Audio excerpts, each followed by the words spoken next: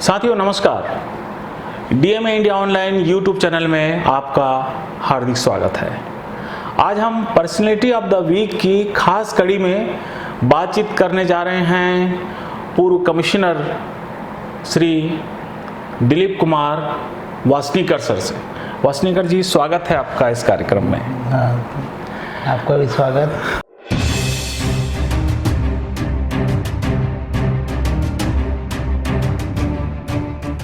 साथियों, इसके पहले कि मैं इनसे बातचीत शुरू करूं, बताना चाहूँगा कि वासनीकर साहब जो है वो मिशन से जुड़े हुए हैं, सामाजिक काम से जुड़े हुए हैं और उन्होंने कई जिलों में सेवाएं दी हैं। बस्तर के कमिश्नर रह चुके हैं, दुर्ग के भी कमिश्नर रहे हैं और फिलहाल छत्तीसगढ़ शासन में विभागीय जांच आयुक्त की सेवानिवृत्ति के बाद दे रहे हैं।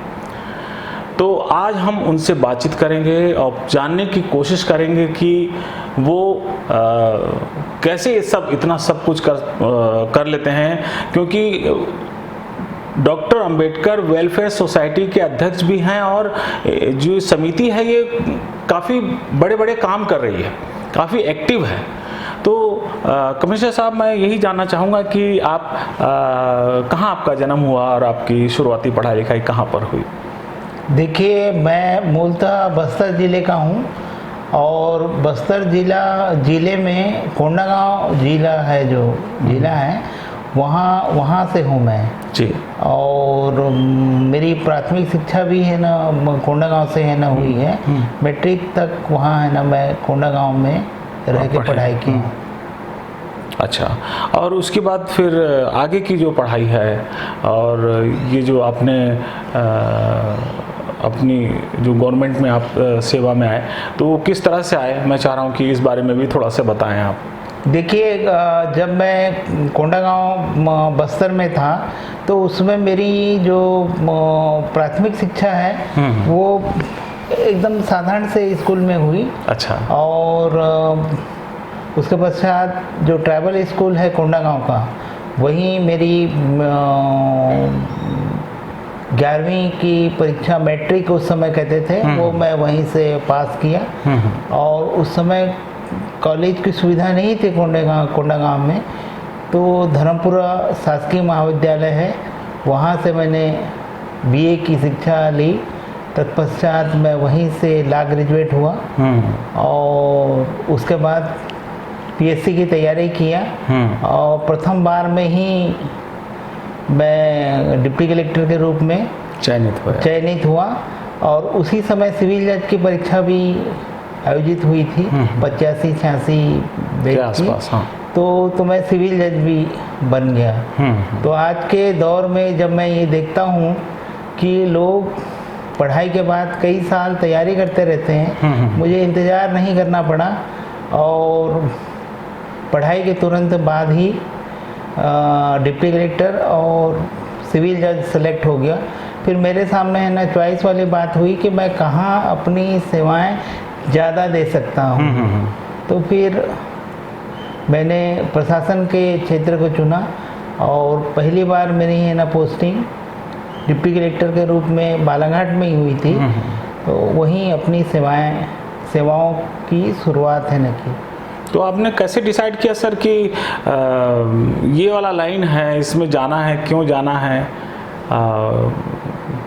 क्या कारण था कि आपने डिप्टी कलेक्टर का जो लाइन है इसको चुना?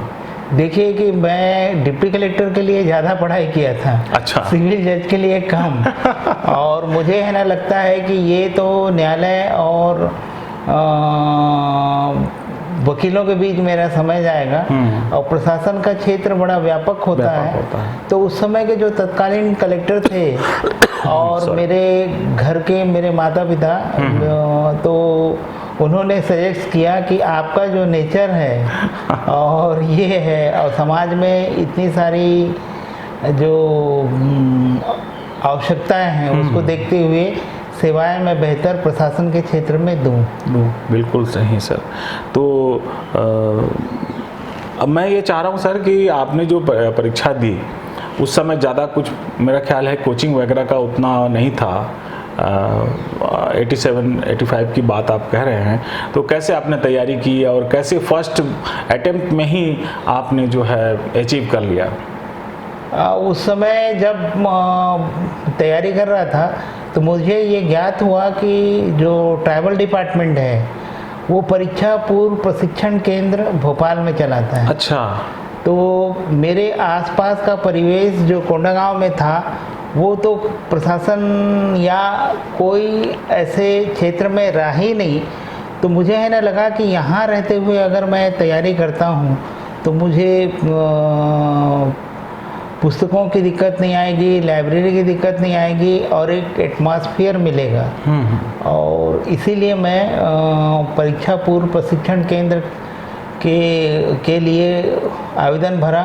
इंटरव्यू के बाद मेरा सिलेक्शन हुआ और फिर वहीं 6 महीने रहने के बाद मेरा डिप्टी कलेक्टर में प्रथम बार में चयन हुआ। बहुत बढ़िया। सर, बहुत सारे हैं लोग जो कि वंचित वर्ग से आते हैं, नौकरियों में लगते हैं क्लास 3 में, क्लास 4 में, क्लास 2 में, क्लास 1 में, लेकिन उसमें से बिरले ही लोग रहते हैं, उनकी संख्या काफ़ी कम है जो कि अपनी नौकरी के साथ साथ वो समाज में भी अपना समय देते हैं। तो ये जो आपका प्रशासनिक जो पद था जिसमें आपने काम किया, वैसे ही ये काफ़ी व्यस्ततम पद है, उसके बावजूद भी आप समाज के लिए समय निकालते रहें और काम करते रहें, ये कैसे संभव हो पाया? ये इसलिए है ना संभव हो पाया क्योंकि मैं ये जानता था कि अगर मैं कुछ है ना करना चाहता हूँ तो वो प्रशासन के क्षेत्र में ही कर सकता हूँ। और जो हमारे समाज और हमारा जो परिवेश था उसमें मुझे जिनसे कुछ है ना मिला, तो मैं नाम लेना चाहूँगा। ये डॉक्टर बाबा साहब भीमराव अंबेडकर जी का, जिन्होंने 26 नवंबर 1949 को संविधान जो अंगीकृत किए हमारे संविधान सभा ने, और 26 जनवरी 1950 को ये संविधान लागू हुआ। तो प्रथम हम वो पीढ़ी के लोग थे जिनको ये प्रशासन के क्षेत्र में आरक्षण के बदौलत आया। तो मुझे है ना ऐसा लगता है कि जो मुझे मिला इसको अगर मैं और लोगों को दे सकूं तो मुझे स्वयं से संतुष्टि होगी। और जिस ज़िले में पोस्टिंग हुई मेरी, बालाघाट ज़िला, आप सभी जानते हैं कि बालाघाट ज़िला जो है वो मिशन के कार्य में बहुत आगे है। तो मेरे जो संपर्क हुए उस समय, मेरे जो संपर्क हुए और जो लोग हैं ना मिले मुझे, तो उन लोगों ने उसी समय बड़े बड़े आयोजन करते थे, चाहे वो अंबेडकर जयंती हो, चाहे और दूसरे है ना बौद्ध जयंती का कार्यक्रम हो, या दीगर डिपार्टमेंट का भी है ना कार्य करना हो, तो वो हम बड़े बड़े आयोजन किए वहाँ पर। और उस समय एक ऐसा मुझे है ना वाक़या याद आता है कि जहाँ बालाघाट ज़िले में एक सर्किट हाउस है, सर्किट हाउस के बगल में डॉक्टर बाबा साहब अम्बेडकर की एक हाफ मूर्ति लगी हुई थी। तो मैंने पूछा कि ये कौन लगाया है, कौन क्या किया है? तो एक हमारे पूर्व अधिकारी जो थे उन्होंने लगाया। तो उनकी है ना सोच के बारे में कहा कि ये इसका लोगों के ऊपर क्या असर पड़ता है।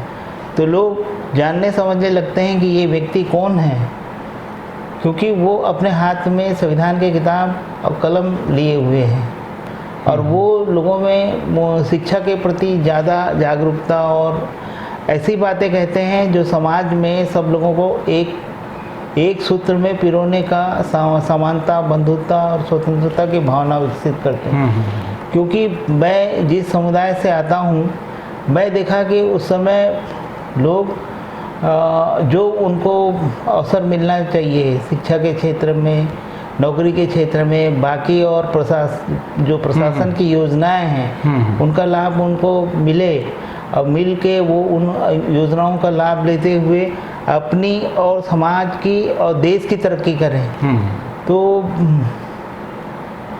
हमारे लिए बहुत महत्वपूर्ण होगा। इसीलिए मैंने इसका अपने सेवा के साथ साथ सामाजिक काम में भी है ना व्यस्त हाथ बटाया, अपने आप पे व्यस्त रह रहे हैं। तो ये बहुत एक प्रकार से बड़ी बात है। मैं इस बीच में दर्शकों को बताना चाहूँगा कि बहुत सारे ऐसे अधिकारी हैं जो कि वंचित वर्ग से आते हैं, SC OBC वर्ग से आते हैं, लेकिन वो अपनी पहचान को छुपा जाते हैं या समाज से कट जाते हैं और सिर्फ अपने घर को भरने की सिर्फ वो लोग कोशिश करते हैं। लेकिन बहुत कम है ऐसे जो कि समाज पे समय देते हैं। तो उनमें से एक बड़ा नाम है दिलीप कुमार वासनीकर साहब का, जो कि समाज को भी समय देते रहे हैं। सिर्फ एक समाज की बात नहीं है, किसी जाति की बात नहीं है, पूरे मानव समाज के लिए जो भी वेलफेयर का काम हो सकता है, ये पद में रहते हुए ये करते रहे हैं। मैं इसका जो है प्रत्यक्षदर्शी हूँ और मुझे लगता है कि इससे बहुत सारे लोगों को प्रेरणा लेना चाहिए, खास करके वे लोग जो कि इस स्थिति में हैं और कि समाज की कुछ वो मदद कर सकें, कुछ सेवा कर सकें। तो वासनीकर साहब, आप रहे हैं यहाँ दुर्ग में, दुर्ग कमिश्नर आप रहे हैं, तो दुर्ग कमिश्नर की कुछ वाकया हो समाज सेवा से संबंधित, तो मैं चाह रहा हूँ कि कुछ आप साझा करिए हमारे साथ। देखिए, मैं कमिश्नर के रूप में दुर्ग में 2002 में नगर निगम कमिश्नर था। अच्छा। और एक समय में दुर्ग नगर निगम कमिश्नर के साथ साथ मैं भिलाई नगर निगम का भी चार्ज में रहा हूँ। अच्छा।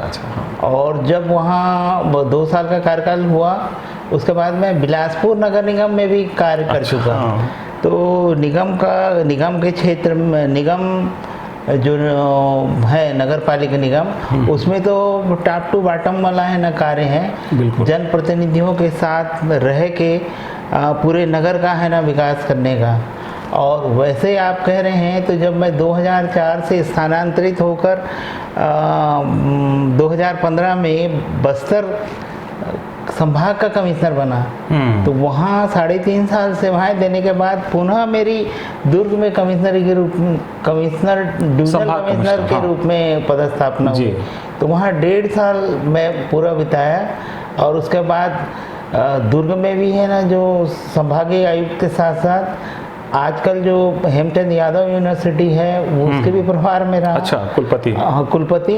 और बस्तर में रहा, तो बस्तर जहाँ से मैं अपनी शासकीय महाविद्यालय पढ़ा था, वो फिर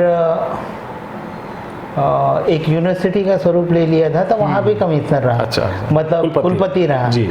तो बहुत सारी है ना बातें हैं, वैसे कोई स्पेशल है ना मैं नहीं कह सकता, लेकिन वहाँ पर जाते ही है, जब मैं इतने सालों के पश्चात दुर्ग डिविजनल कमिश्नर के रूप में गया, तो लोग एकदम हाथों हाथ लिए। और उस समय लोगों का मिलना जुलना आना बहुत है ना रहा सक्रिय, क्योंकि मैं तत्समय 6 साल के लगभग दुर्ग कमिश्नर रहा। अच्छा। नगर निगम नहीं, जिला प्रशासन में मैं 6 साल तक पदस्थ रहा। CO जिला पंचायत हो, नगर निगम हो, SDM हो, SDM दुर्ग हो। तो इस एक प्रकार से मेरा ज़्यादा वहाँ पर समय है ना गुजरा। तो वहीं रहते हुए मैं एक चीज़ और बताना चाह रहा हूँ कि वहाँ जो भीम मेला और संविधान दिवस का कार्यक्रम भी सभी को जो शुरुआत वाली है ना जो बात थी, वो शुरुआत भी हमने वहाँ नगर निगम कमिश्नर के रूप में है ना की रहते हुए अभी उसको 25 साल हो गए। हम संविधान का पाठ और संविधान दिवस भीम मेला के रूप में उसको बड़े रूप में किए, और वो मुझे है ना बहुत उपलब्धि है ना नज़र आती है। और वहाँ इससे बहुत जागरूकता हुई। अब कोई भी बात होती है तो दुर्ग जिले के लोग बहुत ही बढ़ चढ़ कर हिस्सा लेते हैं सामाजिक कार्यों में। और उस समय एक अधूरा कार्य रह गया था, वहाँ के जो कलेक्ट्रेट में जो बाबा साहब की प्रतिमा लगी थी, उसका सौंदर्यीकरण नहीं हो पाया था। तो मैं नगर निगम कमिश्नर के रूप में वो सौंदर्यीकरण का कार्य कराया। वो भी मुझे है ना स्वयं संतुष्टि देता है कि चलो मेरी भी भागीदारी है ना हुई। हाँ। तो मैं ये जानना चाह रहा था कि आप अभी विभागीय जांच आयुक्त हैं, छत्तीसगढ़ शासन में। तो इसमें क्या होता है और क्या काम किए जाते हैं, मैं चाह रहा हूँ कि इसके बारे में थोड़ा सा हमारे दर्शकों को बताइए। देखिए, सामान्य प्रशासन विभाग के अंतर्गत आयुक्त विभागीय जांच का एक कार्यालय होता है जो राज्य स्तरीय है। और यह सामान्य प्रशासन विभाग के जो सचिवालय हैं, सचिव के यहाँ से ऐसे प्रथम श्रेणी के अधिकारी, द्वितीय श्रेणी के अधिकारी जो विभिन्न आरोपों से या जिनके ऊपर अनुशासनात्मक कार्रवाई होती है, जो हर तरह की जो गड़बड़ियाँ करते हैं, उनकी प्राथमिक जांच होने के पश्चात जब शासन को लगता है कि इसको मेजर पनिशमेंट देना है तो उसकी जांच करने के लिए विभागीय जांच आयुक्त को प्रकरण भेजा जाता है। अच्छा। मेरे द्वारा ऐसे प्रकरणों की जांच है न की जाती है, विधि अर्ध न्यायिक प्रक्रिया है, जांच करके रिपोर्ट शासन को प्रेषित किया जाता है। और शासन चाहे तो उसमें विभिन्न रिकवरी कर सकती है या उस अधिकारी को सेवा से बर्खास्त भी कर सकती है। तो अपने आप में बहुत महत्वपूर्ण है ना, जिम्मेदारी का पद है। और मुझे ये लगता है कि शासन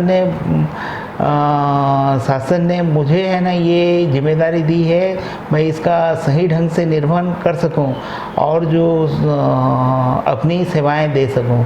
तो वो मेरी लगातार ये सेवाएं मेरी है ना चल रही है। और इसमें कम से कम 125 के लगभग प्रकरणों में मैं जांच प्रतिवेदन सरकार को भेज चुका हूँ, शासन को भेज चुका हूँ। तो अभी कितने प्रकरण हैं आपके पास? अभी मेरे पास 25 के लगभग 25 प्रकरण होंगे और उसमें से भी आधे से अधिक में वो भी मैं प्रोग्रेस में है, प्रगति में है, वो भी है मैं भेज दूँगा। जी। तो ये एक नई जानकारी मिली हमको कि इसमें क्या होता है, विभागीय जांच आयुक्त जो है वो क्या करते हैं। तो सर, ये जो कमिश्नर रहने के दौरान बहुत सारे ऐसी भी जिम्मेदारियां आती हैं कि कई बार निर्णय ऐसे लेने पड़ते हैं कि किसी वंचित पक्ष के लिए कुछ उसको न्याय मिल पाए। क्या ऐसी कोई वाक्य आपको याद है कि जिसमें आपको कुछ ऐसा निर्णय लेना पड़ा हो जो कि काफ़ी? देखिए, ये जो राजस्व प्रशासन में सबसे महत्वपूर्ण जो होता है, जो हमारा कोर्ट है, नायब तहसीलदार के बाद तहसीलदार, फिर एसडीओ, अपर कलेक्टर, कलेक्टर, फिर कमिश्नर, उसका लास्ट स्टेज आता है राजस्व मंडल। तो कमिश्नर के रूप में जो राजस्व के मामले होते हैं उसमें कमिश्नर की बहुत ही महत्वपूर्ण भूमिका है। जब एक व्यक्ति न्याय की तलाश में अपने राजस्व प्रशासन के निचले स्तर से न्याय के लिए पहुंचता है, उसे न्याय नहीं मिलता, तो बहुत आशा के साथ कमिश्नर के रूप में आता है। तो मेरे है ना 1.5 साल के कार्यकाल में मैंने 1,500 राजस्व प्रकरणों का उस समय निराकरण किया था। और ऐसे अभी बताना तो मुश्किल है, लेकिन मुझे है ना याद आता है एक राजनांदगांव जिले का केस था जिसमें एक वंचित जाति का व्यक्ति, उसको एक बड़े व्यक्ति ने जो बेदखल कर दिया था, उसके पास वो रहन में रखा था, उस ज़मीन से वो बाहर हो गया। पर जब वो मामला मेरे पास आया तो उसको न्याय देते हुए मुझे है ना बहुत खुशी है ना हुई। उसको ज़मीन का कब्जा दिलवाया, उसको न्याय मिला। तो हमें है ना ऐसा लगा कि कमिश्नर के रूप में आकर ऐसे एक नहीं कई केसेस में हमने कार्य करते हुए उसको न्याय दिया। तो सर, अब मैं उस मुद्दे पर जाता हूँ कि आप अभी डॉक्टर अंबेडकर वेलफेयर सोसाइटी के प्रेसिडेंट हैं और काम कर रहे हैं। कुछ विगत दिनों कुछ निर्णय भी लिए गए हैं वेलफेयर सोसाइटी के। तो मैं चाह रहा हूँ कि थोड़ा से सोसाइटी के बारे में बताइए और उस एक्टिविटी के बारे में कि क्या उसमें काम होता है, इसके बारे में थोड़ा सा बताइए। इसमें मैं कुछ है ना जोड़ना चाहूँगा कि जब मैं शासन में रहते हुए ये जो सामाजिक कार्य करते थे, विभिन्न हमारे महापुरुषों की जयंतियाँ, और साथ ही साथ क्या है कि सामाजिक कार्यों के में ज़्यादा करके तो अपने महापुरुषों की जयंतियाँ ही हम लोग मनाते हैं, और जयंती मना के हम लोग भूल जाते हैं। तो हम अपने महापुरुषों के द्वारा जो इतना त्याग करके उन्होंने समाज को कुछ विचार दिए, तो हम उसको विचार को आगे बढ़ा नहीं पाते, और उनके महिमा मंडन के लिए लगे रहते हैं। अच्छा। उनको, हमारे महापुरुषों को हम देवता बना लेते हैं, जबकि हमको चाहिए कि बाबा साहब के है ना, जो जितने गुरु हैं, महात्मा फुले हैं और कबीर हैं, और जो हमारे जितने भी है ना और सर्व समाज के हैं, तो उनके विचारों को आगे बढ़ाने की ज़रूरत है। तो उसके लिए मुझे लगा कि एक डॉक्टर अंबेडकर वेलफेयर सोसाइटी करके एक संस्था के बारे में मुझे जानकारी मिली, जयपुर में वो स्थापित है। तो उसी पैटर्न पे हम यहाँ पर हमारे जागरूक साथियों के साथ मिलकर डॉक्टर अंबेडकर वेलफेयर सोसाइटी बनाए। ये इसका जो उद्देश्य है वो बहुत ही है ना व्यापक है। ये इसके उद्देश्य डॉक्टर बाबा साहब अंबेडकर जब 1922 से लेकर 1956 तक बौद्ध धर्म की दीक्षा लेने के पहले जितने भी कार्य किए हैं उनको समाहित करते हुए एक व्यापक स्वरूप देना, शिक्षा, स्वास्थ्य, रोजगार, छात्रों को आगे बढ़ाने का, नई विचारधारा से युवाओं को प्रोत्साहित न करने का, और उनको जो संघर्ष करने में कठिनाई आ रही है उसमें सहायता देने के लिए हम ठोस रूप से कार्य करें। क्योंकि जब मैं सेवा में था तब तो मैं कर पाता था, लेकिन सेवानिवृत्त होने के पश्चात मुझे लगा कि एक संगठन बनाना चाहिए, डॉक्टर अंबेडकर वेलफेयर सोसाइटी, तो जो जयपुर में कार्य कर रही है उसी तर्ज पे हुआ है। और जब से हम इसमें विभिन्न प्रकार के कार्यक्रम किए हैं और आगे भी हमें करना है, तो मुझे लगता है कि ये मील का पत्थर होगा। और हमारे साथ जो भी है ना लोग जुड़े हैं अंबेडकर वेलफेयर सोसाइटी में, उन्होंने तो अपना जमीन जो भूमि है उसको दान दिया। वो 88 डिसमिल है। बिलासपुर के हमारे एक उपाध्यक्ष जी सारंग राव होमने जी, उन्होंने तो ज़मीन दान दी है। और डॉक्टर अंबेडकर वेलफेयर सोसाइटी भी शासन से भूमि की मांग कर रही है और बहुत जल्द मिलने की संभावना है। तो वो हमारा एक बार है ना मिल जाए तो हम उसमें आगे बहुत सारे है ना कार्य करेंगे और यह समाज के लिए बड़ा उपयोगी होगा। अभी क्या विचार है सर? अभी फ़िलहाल मैंने ये भूमि हम ले रहे हैं, जो दान में ले रहे हैं, तो उसमें किस उद्देश्य से हम उसको ले रहे हैं, उसमें क्या करने जा रहे हैं? देखिए, उसमें हम स्कूल चलाएंगे। जो युवा पीढ़ी है उनको रोज़गार की तलाश में यहाँ वहाँ भटकना पड़ता है, तो उनको रहने के लिए सुविधाएं देंगे। हॉस्टल रहेगा। उनको पीएससी, यूपीएससी, मेडिकल, व्यापम और जितने भी प्रतियोगिता परीक्षाएं होती हैं, उसके लिए उसको एक जगह आश्रय स्थल उपलब्ध होगा और अच्छे लोगों का प्रशिक्षण मिलेगा, तो उसको कहीं कठिनाई नहीं हुई। जो मुझे कठिनाई हुई वो उन लोगों आने वाली पीढ़ी को ना हो। क्योंकि मैं भी जब उस समय बस्तर से निकला था तो मुझे कहाँ पता था कि कहाँ क्या है। तो बस्तर में एक हमारी भोपाल में एक जो हमारी है ना बड़ी महत्वपूर्ण है ना संस्था थी, उसने हमें आश्रय दिया। 6 महीना पढ़े, छात्रवृत्ति लिए और हम आगे बढ़े। तो मुझे है ना लगता है कि जो मुझे मिला उसको, उस कर्ज को लौटाना भी है मुझे। इसलिए इस संस्था बहुत ही बहुआयामी है और अच्छे लोग इसमें जुड़े हुए हैं। और अब इसकी संभावनाओं के बारे में तो वो आगे ही पता चलेगा, क्योंकि हमारे में अगर त्याग समर्पण होगा तभी हम इसको आगे बढ़ा सकते हैं। और सदस्यों की ही जिम्मेदारी है, सब मिलकर के ही इसको आगे बढ़ा सकते हैं। तो चलिए, बहुत अच्छी बात है सर, और बहुत अच्छा लगा आपसे बातचीत करते हुए। आपने तमाम मुद्दों पर अपने विचार को रखा।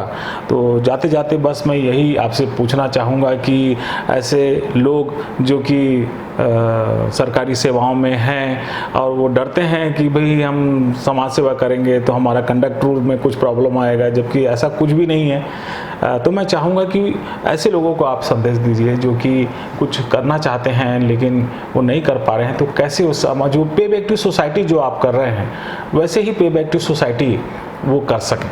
देखिए, शासकीय कर्मचारियों के लिए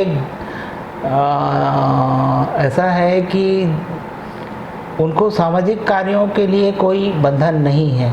उनको वो कार्य नहीं करना चाहिए जो सिविल सेवा आचरण के विरुद्ध आता है और जो अनुकूल है। शासन ये चाहता है कि उसकी सारी योजनाओं का लाभ समाज के अंतिम व्यक्ति तक मिले, तो उसमें कोई समस्या नहीं है।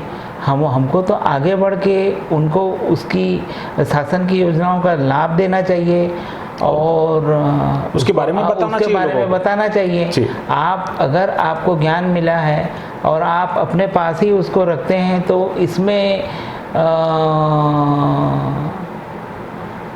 मेरा वो समाज को कोई फायदा नहीं होगा। हाँ, तो आप समाज सेवा शासकीय सेवा में हैं तो आपके लिए तो दोहरा फायदा है कि एक तो आपको शासन से सैलरी भी मिल रही है और समाज सेवा भी कर रहे हैं।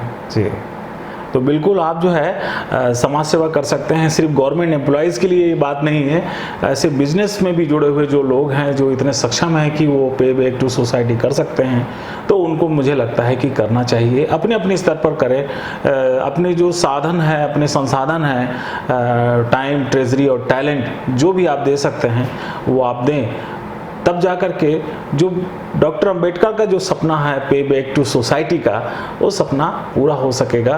और इसकी एक बड़ी जिंदा मिसाल हैं वासनीकर साहब। तो वासनीकर साहब, आपने समय दिया हमारे साथ बात करने के लिए, तो बड़ी खुशी की बात है कि बहुत बहुत धन्यवाद आपको कि आपने पूरे बातों को डिटेल में रखा। और साथियों, धन्यवाद आपको भी कि आपने इस वीडियो को ध्यान से देखा। धन्यवाद आपका संजीव खुशा जी। आपने आज विभिन्न मुद्दों पे बात की है और जिसको भी कभी कोई मुझसे मार्गदर्शन की ज़रूरत हो तो मैं हमेशा उपलब्ध हूँ। और मैं चाहता भी हूँ कि अब हमारे पश्चात नए युवा लोग अंबेडकर मिशन को संभालें। और ऐसा नहीं है कि अभी हम युवा नहीं हैं, मैं लोगों को बताना चाहता हूँ कि अभी के भी स्थिति में विभिन्न जितने भी जो कार्यक्रम होते हैं, काहे के जो अपने स्वास्थ्य को ठीक रखने के लिए मैं अभी भी 5 किलोमीटर आराम से मैं दौड़ सकता हूँ, चल नहीं सकता हूँ, दौड़ सकता हूँ, बिल्कुल, है कि नहीं। तो वो अपने अगर करियर को आगे बढ़ाना चाहते हैं तो अपना स्वास्थ्य भी ठीक रखें और समाज सेवा भी करें, तभी हम मिशन के लिए बड़े उपयोगी हैं। मुझे आपने बस्तर के बारे में मेरे कार्यों को नहीं पूछा है, तो मैं बताना मैं चाह रहा हूँ कि आप उसको भी बताइए। हाँ, तो बस्तर में नहीं, मैं दुर्ग में था, तो दुर्ग में भी जो हमारे सब कुछ है डॉक्टर बाबा साहब अम्बेडकर, लोग उनको जाने पहचाने, इसलिए हर महत्वपूर्ण जगह पे डॉक्टर बाबा साहब की मैं प्रतिमा लगाया। इसलिए लगाया क्योंकि उसको देखें और सोचें कि ये कौन है, किस दिशा में जाने के लिए कह रहे हैं। तो मैं कलेक्टर के रूप में गरियाबंद में भी अपने कलेक्ट्रेट में लगवाया। और जहाँ कमिश्नर के रूप में काम कर रहा था तो लालबाग जगदलपुर में लगाया। नारायणपुर के कलेक्ट्रेट के सामने, कलेक्टर ऑफिस के सामने ही है, कांकेर में है। तो लोग देखते हैं और प्रोत्साहित होते हैं कि हमको भी ऐसे ही बनना चाहिए और समाज सेवा को करके अपने और अपने समाज, देश का नाम रोशन करना है। आपका बहुत बहुत धन्यवाद सर, आपका भी किया, आपने समय दिया। तो साथियों, फिर से एक बार धन्यवाद करता हूं कि आपने इस वीडियो को ध्यान से देखा। अगर आप इस चैनल में नए आए हैं तो चैनल को सब्सक्राइब कर लें, वीडियो को लाइक कीजिए, शेयर कीजिए और ये वीडियो कैसा लगा आपको कमेंट करके ज़रूर बताइए। अगले रविवार को हम फिर किसी खास पर्सनैलिटी को लेकर पर्सनैलिटी ऑफ द वीक की खास कड़ी में आपके सामने फिर से रूबरू होंगे। तब तक के लिए बहुत बहुत धन्यवाद। नमस्कार। जय भीम। जय जय आपको।